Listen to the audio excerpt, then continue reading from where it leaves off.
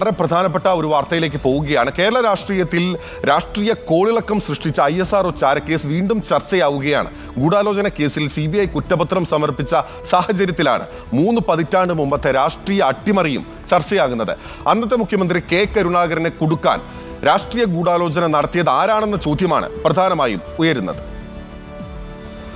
ചാരക്കേസിലെ ഗൂഢാലോചന അന്വേഷിച്ച CBI സംഘം രാഷ്ട്രീയ ഗൂഢാലോചന പരിശോധിച്ചിട്ടില്ലെന്നാണ് സൂചന. കേസ് വ്യാജ സൃഷ്ടിയാണെന്ന് കുറ്റപത്രത്തിൽ ചൂണ്ടിക്കാട്ടുന്നു. പിന്നിൽ പ്രവർത്തിച്ചത് പോലീസും കേന്ദ്ര രഹസ്യാന്വേഷണ വിഭാഗത്തിലെ ഉദ്യോഗസ്ഥരുമാണെന്ന് CBI കണ്ടെത്തിയിട്ടുണ്ട്.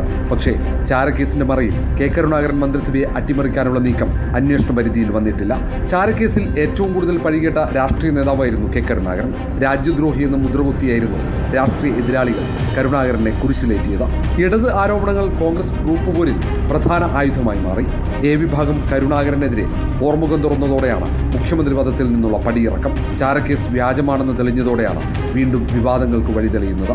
കേസിൽ K. കരുണാകരനെ ലക്ഷ്യമിട്ട് ഗൂഢാലോചന നടന്നതായുള്ള ആരോപണം ഇതിനോടകം ഉയർന്നു കഴിഞ്ഞു. അന്നത്തെ രാഷ്ട്രീയ നീക്കങ്ങളുടെ ദൃക്സാക്ഷികളിൽ പ്രധാനിയാണ് ചെറിയാൻ ഫിലിപ്പ്. ചില രഹസ്യങ്ങൾ തുറന്നു പറയാൻ ചെറിയാൻ ഫിലിപ്പ് തയ്യാറെടുക്കുന്നുണ്ടെന്നാണ് സൂചന. അത് വലിയ രാഷ്ട്രീയ കോലാഹലങ്ങൾക്ക് വഴിയൊരുക്കാനാണ് സാധ്യത. റിപ്പോർട്ടർ, തിരുവനന്തപുരം. റോഷിപാൽ ഉണ്ട് തിരുവനന്തപുരത്ത് നിന്ന് കൂടുതൽ വിവരങ്ങളും വിശകലനങ്ങളുമായി. Roshipal, very good morning. ചാരക്കേസ് അങ്ങനെ ചാരമാകില്ല എന്നുള്ളത് വ്യക്തമായിരിക്കുകയാണ്. ഗൂഢാലോചനയെ പറ്റി വളരെ വിശദമായ അന്വേഷണം നടക്കുകയാണ്. നോക്കൂ, ഉദ്യോഗസ്ഥ തലത്തിലുള്ള ഗൂഢാലോചന പുറത്തു വന്നിരിക്കുകയാണ്. രാഷ്ട്രീയ തലത്തിലുള്ള ഗൂഢാലോചന ഉണ്ടോ? K. കരുണാകരൻ ലീഡർ അത്ര ശക്തനായി നിന്ന കാലത്ത് ഈ കേസ് ഈ വിധത്തിൽ രാഷ്ട്രീയ ആയുധമാക്കിയത് പ്രതിപക്ഷത്ത് നിന്നാണെങ്കിൽ അതിൻ്റെ ആയുധത്തിന് മൂർച്ച നൽകിക്കൊണ്ടിരുന്നത് സ്വന്തം പാളയത്തിൽ നിന്ന് തന്നെയാണ് എന്നുള്ളത് രാഷ്ട്രീയ ചരിത്രമാണ്. ചെറിയാൻ ഫിലിപ്പിൻ്റെ ഈ തുറന്നു പറച്ചിലുകൾ ആരുടെയൊക്കെ തല ഉരുളാനുള്ള ഒരു സാഹചര്യമാണ് ഉള്ളത്. മാത്രമല്ല, അന്ന് ഇതിൽ നിന്ന് ഏറ്റവും പ്രധാനപ്പെട്ട ഗെയിൻ ലഭിച്ചത് കോൺഗ്രസിലെ മറുവിഭാഗത്തിനാണ് എന്നുള്ളതും പ്രധാനപ്പെട്ടതായിരുന്നു.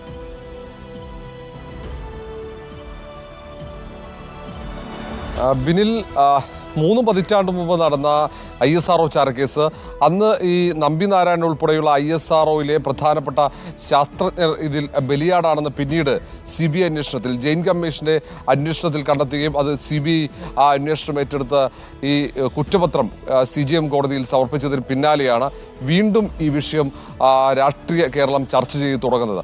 അന്ന് K. കരുണാകരൻ മുഖ്യമന്ത്രിയായിരിക്കെ K. കരുണാകരനെയും അന്നത്തെ DGP രമൺ ശ്രീവാസ്തവയെയും ഒരുമിച്ച് കുരിശിലേറ്റുന്ന ഒരു സാഹചര്യമായിരുന്നു. അത് ഇടത് പാളയത്തിൽ നിന്നും അത്തരം ആരോപണങ്ങൾ ഉയരുകയും അതിന് കൂടുതൽ ശക്തി പകരുന്ന രീതിയിൽ കോൺഗ്രസിനകത്തു നിന്ന് തന്നെ ആക്ഷേപങ്ങൾ പരസ്യമായി ഉയരുന്ന ഒരു സാഹചര്യമായിരുന്നു.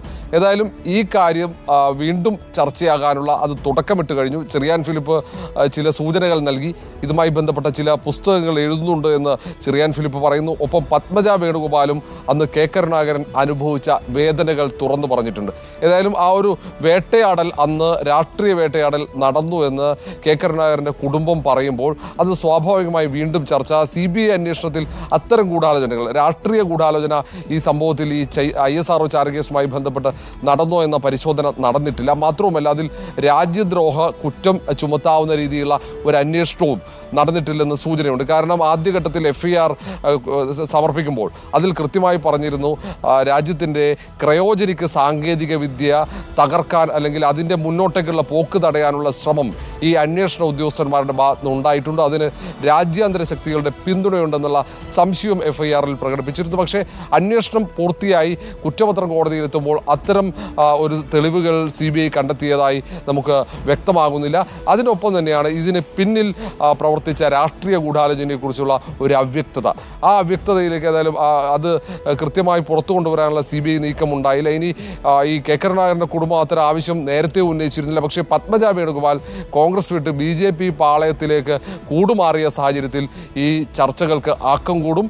K. കരുണാകരൻ്റെ കുടുംബം അല്ലെങ്കിൽ കരുണാകരൻ വേട്ടയാടപ്പെട്ടതിന് പിന്നിലെ രാഷ്ട്രീയ ഗൂഢാലോചന എന്താണെന്ന് അന്വേഷിക്കാൻ പത്മജ ആവശ്യപ്പെടുമോ എന്നത് പ്രധാനപ്പെട്ട കാര്യമാണ്. ചെറിയാൻ ഫിലിപ്പ് അധികം വൈകാതെ നടത്തുന്ന വെളിപ്പെടുത്തലും രാഷ്ട്രീയ കേരളത്തിൽ വലിയ കോളിളക്കങ്ങൾ സൃഷ്ടിക്കാനുള്ള സാധ്യതയുണ്ട്. വളരെ പ്രധാനപ്പെട്ട കാര്യമാണ് റോഷിപാൽ റിപ്പോർട്ട് ചെയ്യുന്നത്.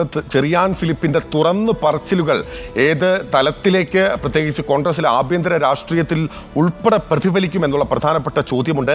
പത്മജ വേണുഗോപാൽ വേണുഗോപാൽ തുടർച്ചയായി കോൺഗ്രസിലുള്ളപ്പോഴും പിന്നീട് BJP-യിൽ ചേർന്നപ്പോഴും എല്ലാം പറയുന്നുണ്ടായിരുന്നു ആരാണ് ഈ ചാരക്കേസിന് പിന്നിൽ പ്രവർത്തിച്ചിട്ടുള്ളത് എന്നുള്ളത് വ്യക്തമാണ്. അത് പറയേണ്ട ഘട്ടത്തിൽ പറയാൻ താൻ നിർബന്ധിതമാകുമെന്നുള്ളത്, പ്രത്യേകിച്ച് ഇപ്പോൾ BJP പ്രവേശനം ഉൾപ്പെടെ നടന്ന പശ്ചാത്തലത്തിൽ ആ തുറന്നു പറച്ചിലിലേക്ക് ലീഡറിന്റെ മകൾ പത്മജ വേണുഗോപാൽ കടന്നു ചെല്ലുമോ എന്നുള്ളതാണ് പ്രധാനപ്പെട്ട രാഷ്ട്രീയ കൗതുകമായി നിൽക്കുന്നത്. എന്തായാലും ചാരമാകാതെ സജീവമായി തന്നെ കത്തി നിൽക്കുകയാണ് ചാരക്കേസ് എന്നുള്ളതാണ് റോഷിപാൽ തിരുവനന്തപുരത്ത് നിന്ന് വിശദമായ വിശകലനങ്ങളിലൂടെ റിപ്പോർട്ട് ചെയ്യുന്നത്.